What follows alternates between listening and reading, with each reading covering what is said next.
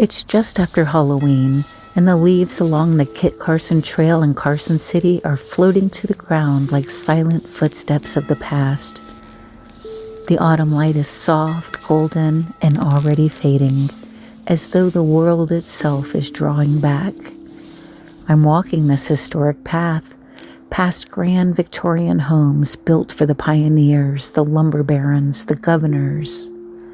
And tonight, I'm listening for echoes, for ghosts, for what memories still linger in the wood and glass and shadows.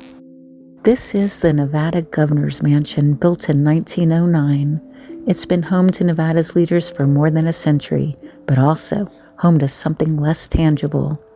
Staff and visitors report cold gusts from an antique Godfather clock. Doors in the parlor open on their own, and people have seen a woman in white and a little girl quietly gliding down the stairs. As I approach, the branches overhead are nearly bare. The wind rattles in the trees, and I pause, wondering, are those footsteps real or just my imagination? In the fading light, you might just sense someone lingering in the upstairs window, a watchful presence from another era. A short walk away stands the Bliss Mansion, built in 1879 by lumber magnate Dwayne L. Bliss. Here's the twist. It was constructed on land that had been a Native American camping site, even a burial ground. Some workers uncovered human remains before the mansion rose. Tonight, the golden leaves swirl across its foundation. Locals say that when the light fades, you might glimpse the figure of Mr. Bliss himself on the veranda, perhaps still checking the progress of his masterpiece. Imagine the laughter of old parties, the grand gatherings, then the silence, and that silence carries a weight. Now we arrive at the Krebs-Peterson House, built in 1914. This home even served as a set for The Shootist, John Wayne's last movie. But beneath the glamour lies rumor.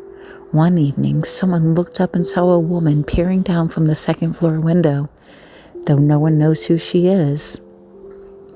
With autumn shadows lengthening, the porch is empty, the windows dim, yet the feeling remains that someone is still watching.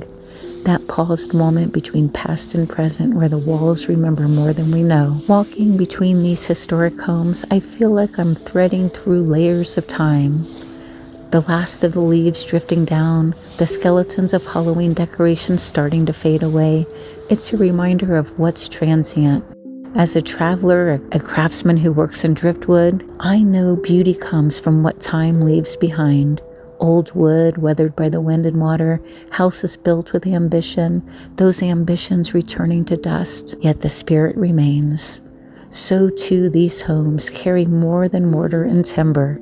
They carry echo. Do you believe in the unseen? The presence beyond what we can touch?